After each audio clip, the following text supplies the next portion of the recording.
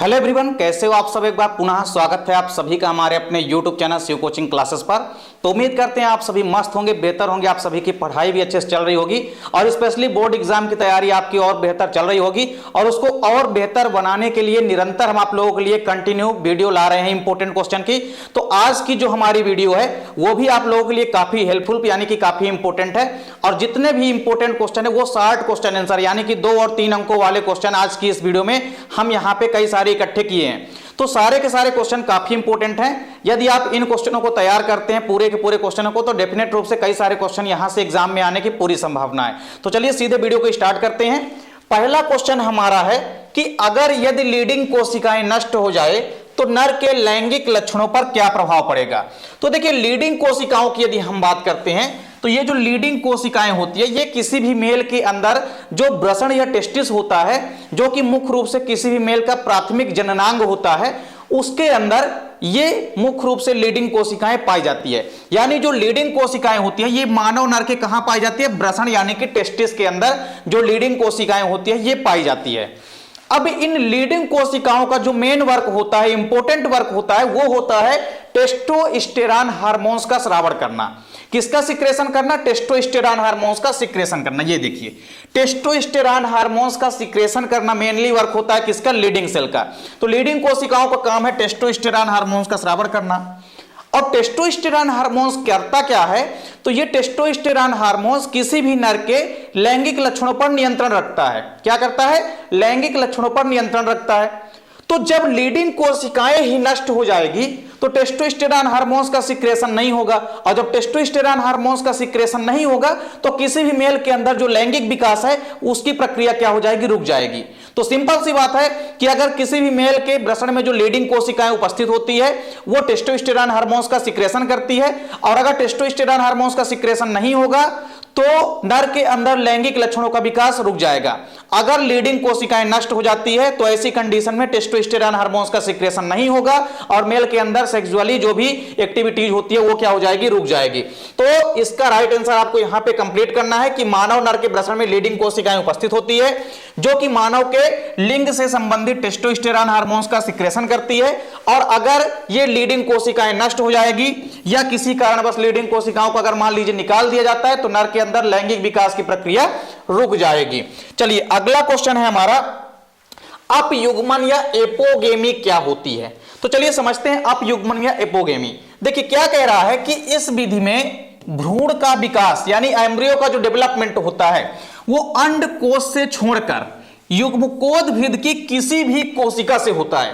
कहने का मतलब यह है कि जब भी हम बात करते हैं किसकी? मादा युग्मकोद्भिद की। किसकी बात करते हैं? मादा युग्मकोद्भिद की यानी फीमेल गैमेटोफाइट्स की। तो फीमेल गैमेटोफाइट्स की अगर हम बात करते हैं तो फीमेल गैमेटोफाइट में आपको याद रखना है कि एक अंड कोशिका होती है। क्या होती है? अंड कोशिका होती है। ये यहां पे एक नीचे सेल होती है जिसको हम क्या बोलते हैं? अंड कोशिका। क्या बोलते हैं? इस सेल को हम बोलते हैं अंड कोशिका, या इंग्लिश में आप इसको बोल सकते हैं एग सेल। क्या बोलते हैं इसको? आप एग सेल बोलते हैं। तो ये एग सेल की यदि हम बात करते हैं तो एग सेल जो होती है, इस एग सेल को छोड़ करके बाकी भी जो युग्मकोद्भिद है इसमें कई सारी कोशिकाएं पाई जाती है। तो जब हमने आपको भ्रूण कोश की संरचना हमने आपको पढ़ाई है तो उसमें हमने क्या बताया है कि भ्रूण कोश की संरचना के अंदर कितने टोटल कोशिकाएं होती है? 7 कोशिकाएं होती है। कितनी कोशिकाएं होती है? 7 कोशिकाएं होती है। तो इन 7 कोशिकाओं में से एक कोशिका हमारी होती है एग सेल यानी कि अंड कोशिका। ऊपर की जो कोशिकाएं होती है इनको हमने आपको बताया था कि इनको हम बोलते हैं एंटीपोडल सेल। क्या बोलते हैं इनको हम बोलते हैं एंटीपोडल सेल। क्या बोलते हैं? Antipodal cell. और ये जो बीच वाली सेल होती है इसको हम क्या बोलते हैं? इसको हम बोलते हैं सेंट्रल सेल। क्या बोलते हैं इसको हम बोलते हैं सेंट्रल सेल। और नीचे वाली ये जो बड़ी कोशिका होती है इसको हम बोलते हैं एग सेल। किनारे की जो दोनों कोशिकाएं होती है इनको हम क्या बोलते हैं? इनको हम बोलते हैं सिनर्गिड सेल। तो अगर मान लीजिए भ्रूण का जो विकास है, भ्रूण का विकास इस एग सेल को छोड़ करके बाकी किसी भी कोशिका से अगर हो जाता है तो इस प्रक्रिया को हम क्या बोलते हैं? अपयुग्मन या एपोगेमी। कहने का मतलब यह है कि जो भ्रूण कोश है जिसको कि आप मादा युग्मकोद्भिद भी कहते हैं, तो मादा युग्मकोद्भिद की अगर अंड कोशिका को छोड़ करके बाकी किसी भी कोशिका से अगर भ्रूण का विकास हो जाता है, एम्ब्रियो डेवलप हो जाता है, तो इस प्रक्रिया को हम बोलते हैं अपयुग्मन या एपोगेमी। तो अपयुग्मन या एपोगेमी आपको याद रखना है कि एक ऐसी प्रक्रिया होती है जिसमें अंडकोश को छोड़ करके बाकी किसी भी कोशिकाओं से, मादा युग्मकोद्भिद की बाकी किसी भी कोशिकाओं से अगर भ्रूण डेवलप हो जाता है तो इस प्रक्रिया को हम बोलते हैं अपयुग्मन या एपोगेमी। चलिए अगला क्वेश्चन है, अपस्थानिक भ्रूणता किसे कहते हैं? यह भी इंपॉर्टेंट क्वेश्चन है। अपस्थानिक भ्रूणता की यदि हम बात करते हैं तो देखिए क्या होता है कि कभी कभी कुछ पादपों का जो भ्रूण होता है यानी जो एम्ब्रियो होता है वो सीधे बीजांडकाय अथवा अध्यावरण की कोशिका से उत्पन्न हो जाता है, तो इसे ही हम क्या कहते हैं? अपस्थानिक भ्रूणता कहते हैं। उदाहरण के लिए आप देख सकते हैं नींबू का प्लांट, नींबू का जो फल है यह अपस्थानिक भ्रूणता का सबसे बड़ी एग्जांपल है। इसमें आप देखेंगे कि जो भ्रूण डेवलप होता है या जो एम्ब्रियो डेवलप होता है वो कहां से डेवलप होता है? तो वो या तो बीजांडकाय यानी कि न्यूसेलस से डेवलप होगा या तो इंटेगुमेंट यानी कि अध्यावरण से डेवलप होगा। जब हमने आपको बीजांड की संरचना पढ़ाई है तो उसमें हमने आपको दो इंपॉर्टेंट पार्ट बताए थे, एक होता है इंटेगुमेंट जिसको हम बोलते हैं अध्यावरण, और दूसरा होता है हमारा न्यूसेलस यानी जिसको हम बोलते हैं बीजांडकाय। तो अगर बीजांडकाय या न्यूसेलस इन दो कोशिकाओं में से किसी भी कोशिका से अगर निर्माण हो जाता है भ्रूण का तो इस प्रक्रिया को हम बोलते हैं क्या? इस प्रक्रिया को हम बोलते हैं अपस्थानिक भ्रूणता। तो अपस्थानिक भ्रूणता का मतलब है कि कभी कभी क्या होता है, कुछ पादपों के अंदर जो भ्रूण का विकास होता है वो डायरेक्टली बीजांडकाय की कोशिका से अथवा अध्यावरण की कोशिका से हो जाता है। तो जब भी भ्रूण का विकास अध्यावरण या बीजांडकाय की कोशिका से होता है तो इस प्रक्रिया को हम बोलते हैं अपस्थानिक भ्रूणता। एग्जाम्पल आपको याद रखना है लेमन यानी कि नींबू। अगला क्वेश्चन है, अपबीजाणुता किसे कहते हैं? तो अपबीजाणुता भी इंपॉर्टेंट क्वेश्चन है, यह भी मिलता जुलता है सेम उसी से। देखिए अपबीजाणुता का मतलब होता है कि जब भी किसी द्विगुणित यानी कि डिप्लॉइड, जब भी किसी डिप्लॉइड बीजांडकाय या किसी अन्य कोशिका से द्विगुणित भ्रूण कोष उत्पन्न हो जाए तो इसे हम क्या कहते हैं? अपबीजाणुता कहते हैं। कहने का मतलब यह है कि अगर मान लीजिए यहां पे कोई भी बीजांडकाय है, क्या है? कोई भी मान लीजिए बीजांडकाय या न्यूसेलस है, क्या है? बीजांडकाय या न्यूसेलस। तो अगर कोई मान लीजिए डिप्लॉइड, क्या? डिप्लॉइड का मतलब होता है द्विगुणित। तो अगर मान लीजिए कोई डिप्लॉइड बीजांडकाय है यानी द्विगुणित बीजांडकाय है या इसके अलावा कोई भी अन्य कोशिका है, उसमें से किसका निर्माण हो जाए? किसी डिप्लॉइड भ्रूण कोष का निर्माण हो जाए। किसका निर्माण हो जाए? किसी डिप्लॉइड भ्रूण कोष का निर्माण हो जाए, किसी डिप्लॉइड एम्ब्रियो सैक का निर्माण हो जाए, किसी डिप्लॉइड एम्ब्रियो सैक का निर्माण हो जाए तो इस प्रक्रिया को क्या बोलते हैं हम? अपबीजाणुता। क्या बोलते हैं? अपबीजाणुता। तो अपबीजाणुता का मतलब है कि जब भी किसी द्विगुणित बीजांडकाय से, किसी डिप्लॉइड न्यूसेलस से या किसी भी अन्य कोशिका से अगर डिप्लॉइड एम्ब्रियो सैक यानी कि द्विगुणित भ्रूण कोष उत्पन्न हो जाता है तो इसे हम कहते हैं अपबीजाणुता। द्विगुणित बीजांडकाय मतलब जिसकी सूत्र गुणिता क्या हो? 2 हो, तो उसे हम क्या कहेंगे? द्विगुणित भ्रूण कोष। तो द्विगुणित भ्रूण कोष अगर उत्पन्न हो जाता है किसी भी बीजांडकाय की द्विगुणित कोशिका से तो उसे हम क्या कहते हैं? अपबीजाणुता कहते हैं। इसका एग्जाम्पल भी आपको याद रखना है, आम और संतरा, मैंगीफेरा इंडिका, और इसका संतरा का भी आपको याद रखना है। दोनों बढ़िया एग्जाम्पल हैं किसके? अपबीजाणुता के। अगला क्वेश्चन है हमारा, ट्यूबेक्टोमी किसे कहते हैं? ट्यूबेक्टोमी तो काफी आसान है, इसको कई बार आप पढ़ चुके होंगे। ट्यूबेक्टोमी का मतलब होता है, नाम से स्पष्ट है कि ट्यूबेक्टोमी मतलब ट्यूब से संबंध है सीधा। तो फैलोपियन ट्यूब, ट्यूब कहां होती है? किसी भी फीमेल के अंदर होती है। यानी ये किसके लिए अपनाई जाने वाली विधि है? तो महिलाओं के लिए अपनाई जाने वाली विधि है। सिंपल सी बात है कि अगर कोई भी ट्यूबेक्टोमी की बात करते हैं तो ट्यूबेक्टोमी का मतलब होता है महिला नसबंदी। इसको अपनी आप ग्रामीण भाषा में क्या कह सकते हैं? महिला नसबंदी। तो महिला नसबंदी का मतलब क्या होता है या ट्यूबेक्टोमी का मतलब क्या होता है? किसी भी फीमेल के अंदर अंडवाहिनी पाई जाती है जिसको आप बोलते हैं फैलोपियन ट्यूब। अब यदि हम इस फैलोपियन ट्यूब को काट करके बांध देते हैं तो अगर हम फैलोपियन ट्यूब को ही काट करके बांध देंगे तो होगा क्या कि जो शुक्राणु आए हुए रहेंगे या अंडाणु ही मान लीजिए जो आ रहे हैं वो आगे आ ही नहीं पाएंगे। तो अंडाणु और शुक्राणु के किसी भी प्रकार से आपस में मिलने की कोई संभावना ही नहीं रहेगी। तो जब आपस में मिलने की कोई संभावना नहीं रहेगी तो निषेचन नहीं होगा, और जब निषेचन नहीं होगा तो जाइगोट नहीं बनेगा, और अगर जाइगोट नहीं बनता है तो किसी प्रकार से एम्ब्रियो डेवलप नहीं होगा।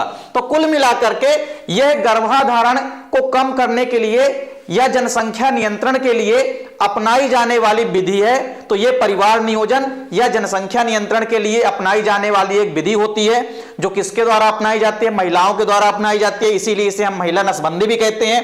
तो इसमें हम क्या करते हैं, किसी भी महिला की अंडवाहिनी या फैलोपियन ट्यूब को काट करके बांध देते हैं, जिस चलते शुक्राणु और अंडाणु आपस में नहीं मिल पाते हैं और उनमें निषेचन नहीं हो पाता है। तो इस प्रकार से यह एक परिवार नियोजन या जनसंख्या नियंत्रण की तकनीक है, जिसमें आपको याद रखना है कि हम क्या करते हैं, किसी भी महिला की अंडवाहिनी यानी कि फैलोपियन ट्यूब को क्या कर देते हैं, काट करके बांध देते हैं, जिससे कि निषेचन की क्रिया नहीं हो पाती है, और इस क्रिया को ही हम क्या कहते हैं, ट्यूबेक्टोमी कहते हैं।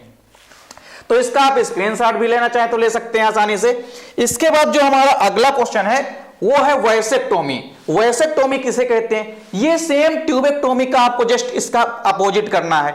वैसेक्टोमी का मतलब देखिए होता क्या है। वैसेक्टोमी जो है ये पुरुषों के द्वारा अपनाई जाने वाली विधि है। किसके द्वारा? पुरुषों के द्वारा अपनाई जाने वाली विधि है, और इसीलिए इसे हम क्या कहते हैं, इसे हम पुरुष नसबंदी भी कहते हैं। क्या कहते हैं? इसे हम पुरुष नसबंदी भी कहते हैं। तो आपको यह भी याद रखना है, इसे हम पुरुष नसबंदी कहते हैं। तो पुरुष नसबंदी भी हम कहते हैं किसको? ट्यूबेक्टोमी, सॉरी वैसेक्टोमी को। तो वैसेक्टोमी को हम पुरुष नसबंदी के नाम से भी जानते हैं। तो इसमें क्या किया जाता है, सेम प्रक्रिया है। यह प्रक्रिया भी जनसंख्या नियंत्रण के लिए यानी कि परिवार नियोजन के लिए अपनाई जाती है। तो इसमें भी हम क्या करते हैं, इसमें हम क्या करते हैं कि किसी भी पुरुष की जो वास डिफरेंस होती है, यानी जो शुक्रवाहिनी होती है, जब हमने आपको ब्रसण या टेस्टिस की संरचना पढ़ाई है उसमें हमने आपको बताया था शुक्रवाहिनी। तो जो शुक्रवाहिनी होती है उसको क्या कर दिया जाता है, काट करके बांध दिया जाता है, जिसको कि हम बोलते हैं वास डिफरेंस। क्या बोलते हैं? Vas deferens. तो इस प्रकार से जब आप देखे थे कि किसकी संरचना थी, ब्रसण की संरचना के अंदर आपने देखा था कि इस प्रकार से क्या होती है, शुक्रवाहिनी होती है। क्या होती है? शुक्रवाहिनी होती है। तो इस शुक्रवाहिनी को क्या कर दिया जाता है, काट करके बांध दिया जाता है। क्या कर दिया जाता है? काट करके बांध दिया जाता है।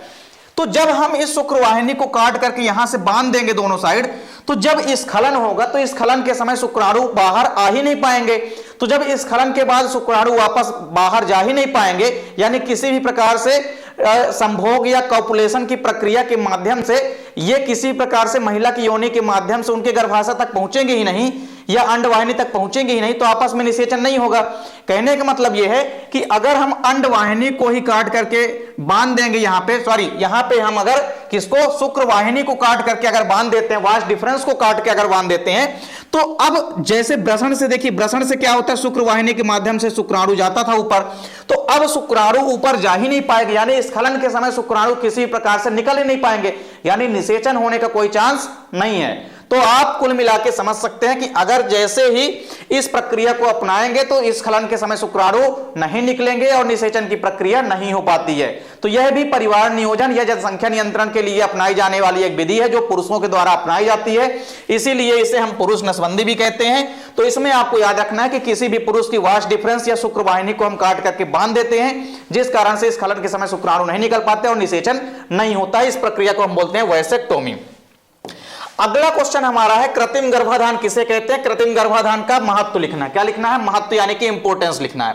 तो देखिए कृत्रिम गर्भाधान है क्या, किसी भी नर से कृत्रिम यंत्रों द्वारा वीर्य को एकत्रित करके उसे स्वच्छता पूर्वक किसी भी मादा की जननेंद्रिय में सही जगह पर और उचित समय पर प्रविष्ट कराना ही क्या कहलाता है? कृत्रिम गर्भाधान कहलाता है। देखिए कोई भी जो यहां पे नर है उस नर से हम क्या करेंगे, कृत्रिम यंत्रों के माध्यम से, कृत्रिम यंत्रों के माध्यम से क्या करेंगे, वीर्य को यानी कि सीमेन को हम बाहर निकालेंगे, और इस वीर्य या सीमेन को निकालने के पश्चात उसे हम स्वच्छता पूर्वक क्या कर देंगे, किसी भी मादा की जननेंद्रिय में, कि कहां, मादा की जननेंद्रिय में जहां जनन की प्रक्रिया होने वाली है, तो किसी भी मादा के जननेंद्रिय में हम क्या करते हैं, सही जगह पे, मतलब जननेंद्रिय के सही जगह पे जहां पे क्या होता है, निषेचन होता है, वहां पे हम क्या करेंगे, और उचित समय पे। उचित समय का मतलब क्या है कि जितनी समय फीमेल का एग रिलीज होगा उतनी समय हम सही जगह पे अगर क्या कर देते हैं, यदि हम वीर्य या सीमेन को क्या कर देंगे, वहां पे इंजेक्ट कर देंगे, तो इससे होगा क्या कि निषेचन हो जाएगा, और निषेचन के बाद ही क्या बनता है, जाइगोट, और जाइगोट से क्या बनता है, भ्रूण बनता है। तो कुल मिलाकर के किसी भी नर से हम क्या करेंगे, कृत्रिम यंत्रों के माध्यम से वीर्य को क्या करेंगे, एकत्रित करेंगे और वीर्य को बाहर निकालने के पश्चात हम उसे क्या करेंगे, किसी भी मादा के जो जननेंद्री होती है उस जननेंद्री में सही जगह पे और उचित समय पे, यानी सही समय पे और सही जगह पे क्या कर देंगे, हम प्रविष्ट करा देंगे, यानी कि अंदर जो है धारण करा देंगे। उस प्रक्रिया के कारण जो गर्भाधान होगा उसे हम क्या कहेंगे, कृत्रिम गर्भाधान। तो हमने यहां पे कृत्रिम रूप से, आर्टिफिशियल रूप से हमने क्या कराया है, गर्भ धारण करवाया है, जिस कारण से हम क्या बोलेंगे इसे, आर्टिफिशियल इंसेमिनेशन या हम बोलेंगे कृत्रिम गर्भाधान। आपको यह भी याद रखना कि इस विधि में नर व मादा के समागम की आवश्यकता नहीं होती है। हमने क्या किया है कि नर से जो भी वीर्य थे उसको हमने कृत्रिम यंत्रों के माध्यम से बाहर निकाला है, यानी आपस में मेल और फीमेल किसी प्रकार से नहीं मिले हैं, यानी किसी प्रकार से आपस में मेल और फीमेल के समागम होने की या मिलने की जरूरत नहीं होती है इस प्रक्रिया के माध्यम से। अब आपको देखना है कि कृत्रिम गर्भाधान जो होता है इसके एग्जाम्पल तो आप कई सारे समझ सकते हैं, जैसे गाय हो सकती है, भैंस के अंदर कराया जा सकता है, यह प्रक्रिया तो इजली है। यदि हम बात करते हैं कृत्रिम गर्भाधान के महत्व की, इंपॉर्टेंस ऑफ आर्टिफिशियल इंसेमिनेशन की, तो देखिए इसके द्वारा क्या होता है कि उत्तम नस्ल के चयनित नर से हम क्या कर सकते हैं, वीर्य से एक ही समय में कई सारी मादाओं को हम गर्भित करा करके असली नस्ल की पीढ़ी तैयार कर सकते हैं। अब सपोज करिए कोई ऐसा बैल है जो कि बिंदास है, तगड़ा है, एकदम से मजबूत बैल है। अब हम क्या करें कि अगर उसके अंदर का यदि हम वीर्य या सीमन निकालें और उसके अंदर का वीर्य या सीमेन निकालने के पश्चात हम क्या कर सकते हैं कि एक साथ मान लीजिए हमने क्या किया, किसी भी मेल से, मतलब कोई भी मेल हो सकता है, जैसे बैल हो गया, तो बैल के हमने क्या किया, मान लीजिए बैल से हमने क्या किया, आर्टिफिशियल रूप से कृत्रिम यंत्रों की सहायता से हमने वीर्य को बाहर निकाल लिया। अब उस वीर्य को अगर हम सही जगह पे और सही समय पे, अगर एक साथ कई सारी मादाएं हैं, मान लीजिए 10 मादाएं हैं, अगर उनके अंदर हमने क्या कर दिया, उसी मेल के वीर्य को हमने सीमेन को क्या कर दिया, इंजेक्ट करा दिया सभी के अंदर, तो सभी के अंदर क्या होगा, जाइगोट बनेगा, निषेचन होगा, तो उसके बाद फिर भ्रूण बनेगा और इस प्रकार से एक नए जीव का निर्माण होगा। कहने का मतलब यह है कि इस प्रक्रिया के माध्यम से हम एक साथ कई मादाओं को गर्भित करा सकते हैं और एक फायदा यह भी है कि हम अच्छे किस्म के, यानी चयनित किस्म के अच्छी नस्ल जो है प्राप्त कर सकते हैं इस प्रक्रिया के माध्यम से। दूसरा इंपॉर्टेंस यह है कि कृत्रिम गर्भाधान में किसी प्रकार से लैंगिक बीमारियों का खतरा नहीं रहता, क्योंकि मेल और फीमेल आपस में मिलते ही नहीं है इस प्रक्रिया में। तो जब मेल और फीमेल इस प्रक्रिया में नहीं मिलेंगे तो आपस में लैंगिक बीमारियों के होने का चांस तो बिल्कुल भी नहीं है। तो दूसरा महत्व तो यही होता है कि इस प्रक्रिया के माध्यम से लैंगिक बीमारियों का खतरा बिल्कुल भी नहीं रहता है। इसके बाद अगला क्वेश्चन है हमारा, छोटा सा क्वेश्चन है लेकिन काफी इंपॉर्टेंट है आपके बोर्ड एग्जाम के लिए, जनसंख्या वृद्धि के कारण। काफी इंपॉर्टेंट क्वेश्चन है, कई बार एग्जाम में पूछा गया है। तो जनसंख्या वृद्धि के कारण की यदि हम बात करते हैं तो कई सारे कारण हैं। सबसे जो इंपॉर्टेंट कारण है उनमें से पहला है जन्म दर में वृद्धि। भारत की यदि स्पेशली हम बात करें तो अपने देश में आप देख रहे हैं कि आज जनसंख्या कितनी तीव्र गति से बढ़ रही है। तो अगर जन्म दर में वृद्धि होगी, मतलब प्रति एकांक क्षेत्रफल में जो जन्म लेने वाले जीवों की जो संख्या है अगर वही बढ़ेगी तो जाहिर सी बात है कि जीवों की संख्या बढ़ेगी। तो जब जीवों की संख्या बढ़ेगी तो जनसंख्या में वृद्धि होना लाजमी है, स्वाभाविक है। तो जन्म दर में अगर वृद्धि होगी तो भी जनसंख्या में क्या होती है, वृद्धि होती है। तो पहला इंपॉर्टेंट कारण है जनसंख्या वृद्धि का, जन्म दर में वृद्धि। अगर जन्म लेने वाले प्राणियों की संख्या बढ़ेगी तो जनसंख्या में वृद्धि होना तय है। दूसरा इंपॉर्टेंट जो रीजन है वो है मृत्यु दर में कमी। मोर्टिलिटी अगर कम होगी, अगर सपोज करिए व्यक्ति कम मरेंगे तो ज्यादा से ज्यादा लोग जीवित रह पाएंगे। तो जब ज्यादा से ज्यादा लोग जिंदा रहेंगे, जीवित रहेंगे, तो जाहिर सी बात है कि जनसंख्या में वृद्धि होनी तय है। तो कुल मिलाकर अगर मृत्यु दर में कमी आती, मरने वाले व्यक्तियों की संख्या में अगर कमी होगी तो जनसंख्या में वृद्धि होना तो स्वाभाविक सी बात है। तो दूसरा इंपॉर्टेंट कारण आपको याद रखना है मृत्यु दर में कमी। पहला है जन्म दर में वृद्धि और दूसरा है मृत्यु दर में कमी। तीसरा जो इंपॉर्टेंट कारण है वो ये है कि प्रजनन दर का उच्च होना। प्रजनन दर के उच्च होने का तात्पर्य यह है कि पहले जो था महिलाओं के अंदर, जो स्पेशली गर्ल्स होती हैं, उनके अंदर जो था, जो प्रजनन क्षमता थी वो ज्यादा एज थी। प्रजनन क्षमता यानी कि गर्भ को धारण करने की जो क्षमता थी वो ज्यादा वर्षों में आती थी। अब की यदि हम बात करते हैं तो वो क्षमता जो है 12-13 वर्ष की अवस्था से स्टार्ट हो जाती है। कहने का मतलब यह है कि अगर प्रजनन दर उच्च होगी तो कम उम्र में ही, कम समय में ही, ये मतलब जल्दी ही क्या होने लगेंगी कि जो महिलाएं हैं वो प्रजनन की दृष्टि से परिपक्व अगर हो जाती हैं तो भी इससे जनसंख्या में वृद्धि हो सकती है, क्योंकि जल्दी वो बच्चों को जन्म दे सकती हैं, और जल्दी अगर बच्चों को जन्म ज्यादा से ज्यादा देंगी तो जनसंख्या में वृद्धि होना तय है। तो प्रजनन दर का उच्च होना यह भी इंपॉर्टेंट रोल निभाता है किसमें, जनसंख्या वृद्धि के इंपॉर्टेंट कारणों में। चौथा इंपॉर्टेंट कारण है निरक्षरता एवं सामाजिक कुरीतियां। तो जाहिर सी बात है कि समाज में आप ग्रामीण क्षेत्रों में स्पेशली देखे होंगे कई सारी ऐसी धार्मिक कुरीतियां हैं जिनके द्वारा उनको लगता है कि ईश्वर, जो बच्चे होते हैं वो ईश्वर की देन होते हैं, और अगर हम ज्यादा से ज्यादा बच्चों को यदि हम उत्पन्न करेंगे तो मतलब ईश्वर खुश होंगे। या आप कई सारी आप देखेंगे ग्रामीण क्षेत्रों में तरह तरह की भ्रांतियां होती है जिनके चलते भी सामाजिक कुरीतियां और निरक्षरता के मतलब निरक्षरता के कारण ही जहां लोग कम पढ़े लिखे हैं तो उनके माइंड में तरह तरह की गलत धारणाएं उत्पन्न हो गई है, जिस चलते भी क्या करते हैं कि वो ज्यादा से ज्यादा बच्चों को जन्म देते हैं, जिस चलते भी जनसंख्या में वृद्धि होती है। अगला इंपॉर्टेंट कारण है कम उम्र में विवाह तथा कम उम्र में ही जनन की दृष्टि से परिपक्व होना। ये हमने आपको प्रजनन दर उच्च होने में ही बता दिया है। तो कम उम्र में अगर विवाह होगा तो कम उम्र में ही गर्भाधारण करेंगी महिलाएं, और कम उम्र में ही बच्चे जल्दी पैदा होंगे, तो इससे भी जनसंख्या में वृद्धि होगी। अगला क्वेश्चन है हमारा अंतर्गर्भाशयी युक्तियां, जिसको हम बोलते हैं इंग्लिश में IUCD। किसे कहते हैं समझाइए। यदि हम बात करते हैं अंतर्गर्भाशयी युक्तियां की, इसको हम इंग्लिश में बोलते हैं IUCD, मतलब इंट्रा यूटेराइन कॉन्ट्रासेप्टिव डिवाइस। क्या इसका पूरा नाम होता है? सबसे पहले तो आपको इसका पूरा नाम याद रखना है, क्योंकि एग्जाम में अक्सर पूछा जाता है।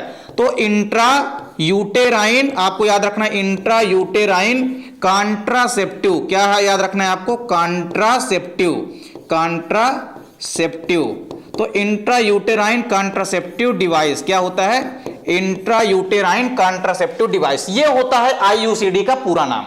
तो IUCD का पूरा नाम सबसे पहले आपको याद रखना है, जो कि आपके पेपर के पॉइंट ऑफ व्यू से काफी इंपॉर्टेंट है। अब बात करते हैं अंतर्गर्भाशयी युक्तियां हैं क्या। तो देखिए अंतर्गर्भाशयी युक्तियां नाम से स्पष्ट है कि गर्भाशय के अंदर अपनाई जाने वाली युक्तियां। तो देखिए इसमें होता क्या है कि यह एक प्लास्टिक की, कॉपर की भी बनी हो सकती है, या स्टेनलेस स्टील की बनी एक कोई भी वस्तु होती है। तो अंतर्गर्भाशयी युक्तियां यानी IUCD जो है यह एक प्लास्टिक की या कॉपर की या स्टेनलेस स्टील की बनी हुई कोई भी क्या होती है, एक वस्तु होती है। अब इसको हम क्या करते हैं कि गर्भाशय के अंदर स्थापित कर देते हैं। तो जब हम इसको गर्भाशय के अंदर स्थापित कर देंगे तो कोई भी शुक्राणु जो होते हैं, शुक्राणु को गर्भाशय नलिका में प्रवेश करने से रोकती है। मतलब ये जो युक्ति है अंतर्गर्भाशयी युक्तियां, अगर इनको हम किसी भी महिला के गर्भाशय में स्थापित कर देते हैं, जैसा कि नाम से ही स्पष्ट है कि अंतर्गर्भाशयी युक्तियां मतलब गर्भाशय के अंदर अपनाई जाने वाली युक्तियां, तो इसमें हम क्या करते हैं कि कोई भी एक प्लास्टिक की या कॉपर की या स्टेनलेस स्टील की बनी कोई भी वस्तु होती है।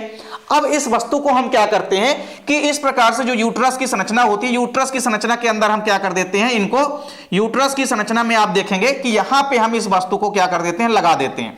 तो अगर हम क्या करेंगे, किसी भी गर्भाशय के अंदर अगर इस प्लास्टिक, स्टेनलेस स्टील या कॉपर की बनी जो वस्तु है इसको हम गर्भाशय के अंदर स्थापित कर देते हैं, तो जैसे ही स्खलन होता है, स्खलन के समय शुक्राणु कहां प्रवेश करते हैं, योनि के माध्यम से किसी भी महिला के गर्भाशय में प्रवेश करते हैं।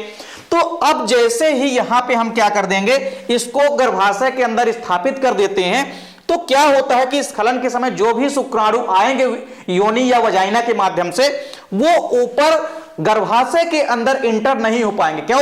क्योंकि जब हमने इस वस्तु को लगा दिया है गर्भाशय के अंदर, तो गर्भाशय के अंदर ये जो वस्तु लगी है ये शुक्राणु को अंदर जाने से क्या करेगी, रोकेगी। यानी शुक्राणुओं के मार्ग में बाधा उत्पन्न करने का काम करती है ये कोई भी वस्तु जो होती है, कॉपर की, स्टेनलेस स्टील की या प्लास्टिक की बनी हुई जो वस्तु होती है, ये क्या करती है, शुक्राणुओं को क्षतिग्रस्त भी कर देती है और शुक्राणुओं के मार्ग में बाधा डालती है, यानी कि रुकावट पैदा करती है, जिस कारण से शुक्राणुओं की गतिशीलता भी क्या हो जाती है, कम हो जाती है। और इस प्रकार से जब आप ही बताइए कि अगर निषेचन ही नहीं होगा, शुक्राणु जब अंदर प्रवेश कर ही नहीं पाएंगे तो निषेचन ही नहीं होगा, और जब निषेचन नहीं होगा तो इससे क्या नहीं होगा, निषेचन नहीं होगा तो जाइगोट नहीं बनेगा, भ्रूण नहीं बनेगा, नया शिशु नहीं बनेगा। कहने का मतलब यह है कि यह एक जनसंख्या नियंत्रण की विधि होती है। जैसे आपने देखा ट्यूबेक्टोमी, वैसेक्टोमी, उसी प्रकार होती है IUCD, इंट्रायूटेराइन कॉन्ट्रासेप्टिव डिवाइस। यह प्लास्टिक, कॉपर या स्टेनलेस स्टील की बनी कोई भी वस्तु होती है जिसको कि हम किसी भी फीमेल के गर्भाशय में स्थापित कर देते हैं, जिस चलते स्खलन के समय जो शुक्राणु होते हैं वो योनि या वजाइना के माध्यम से प्रवेश तो करते हैं, लेकिन जैसे ही इंटर करने लगते हैं गर्भाशय में, तो गर्भाशय के अंदर ये जो वस्तु होती है ये क्या कर देती है, उनके मार्ग में रुकावट डाल देती है, उनको आगे नहीं जाने देती है, जिस चलते शुक्राणु और अंडाणु आपस में नहीं मिल पाते हैं और निषेचन नहीं हो पाता है। तो इस प्रकार इस प्रक्रिया को हम क्या कहते हैं, आईयूसीडी यानी कि इंट्रायूटेराइन कंट्रासेप्टिव डिवाइस, अंतर्गर्भाशय युक्तियां, गर्भाशय के अंदर अपनाई जाने वाली युक्तियां। तो सीधी सी बात है, जनसंख्या को नियंत्रित करने के लिए यह विधि अपनाई जाती है, तो यह भी आपको ध्यान रखना है। अगला और आखिरी क्वेश्चन हमारा है कि अवशेषी अंगों को उदाहरण सहित समझाइए। काफी इजी क्वेश्चन है। अवशेषी अंग, इसको हम बोलते हैं वेस्टेज ऑर्गन। अब वेस्टेज का मतलब आप समझ सकते हैं, वेस्टेज शब्द बना है वेस्ट से, तो वेस्ट का मतलब क्या होता है, कोई भी व्यर्थ पदार्थ। तो व्यर्थ पदार्थ का मतलब, कहने का मतलब यहां पे ये है कि अगर शरीर के अंदर बहुत सारे आप देखेंगे तो कई सारे ऐसे पार्ट होते हैं या अंग होते हैं जिनकी शरीर में कोई भी आवश्यकता नहीं होती है, लेकिन फिर भी ये पाए जाते हैं। ऐसे अंगों को ही हम क्या कहते हैं, अवशेषी अंग कहते हैं। क्या कहते हैं, अवशेषी अंग कहते हैं। तो देखिए, अवशेषी अंग का मतलब है कि जीवों के शरीर में कुछ ऐसे अंग पाए जाते हैं जिनकी की शरीर में कोई आवश्यकता नहीं होती है, और इन अंगों को ही हम अवशेषी अंग या वेस्टेज ऑर्गन कहते हैं। और ऐसा माना जाता है कि पहले ये सक्रिय रहे होंगे, मतलब ये अंग ऐसा माना जाता है कि कालांतर में या पूर्व काल में सक्रिय रहे होंगे, लेकिन जैसे ही वातावरण में चेंजेस हुआ होगा तो ये अंग काम करना बंद कर दिए। और कुछ अंग ऐसे हैं जो कि अभी भी हमारे शरीर में प्रेजेंट हैं, जिनकी हमारे शरीर में कोई अहम भूमिका नहीं है, फिर भी ये हमारे शरीर में उपस्थित हैं। ऐसे अंगों को हम कहते हैं वेस्टेज ऑर्गन्स या अवशेषी अंग। तो इसके एग्जाम्पल आप देख सकते हैं, जैसे मनुष्य की जो अपेंडिक्स होती है, अपेंडिक्स आप देखेंगे या पूंछ कशेरुकाएं देखेंगे। इसके अलावा आप आंख की कंजक्टाइवा भी देख सकते हैं। तीनों का शरीर में कोई वर्क नहीं है, इनको इजिली आप देख सकते हैं। फिर इनकी कोई शरीर में आवश्यकता नहीं है, फिर भी ये शरीर में उपस्थित हैं। तो ऐसे अंगों को ही हम क्या कहते हैं, वेस्टेज ऑर्गन्स या अवशेषी अंग। तो इस प्रकार से यहां पे हमने 10 इंपोर्टेंट क्वेश्चन आपको प्रोवाइड कराए हैं आज की वीडियो में। तो उम्मीद करता हूं कि वीडियो आपको पसंद आई होगी, और वीडियो आपको अच्छी लगे तो लाइक कमेंट जरूर किया करें। साथ ही साथ दोस्तों के बीच अपने ज्यादा से ज्यादा वीडियो को शेयर भी करें। और अगर आप अभी तक हमारे चैनल को सब्सक्राइब नहीं किए हैं तो जल्द ही हमारे चैनल को सब्सक्राइब करें। मिलते हैं नेक्स्ट वीडियो में, तब तक के लिए जय हिंद, वंदे मातरम।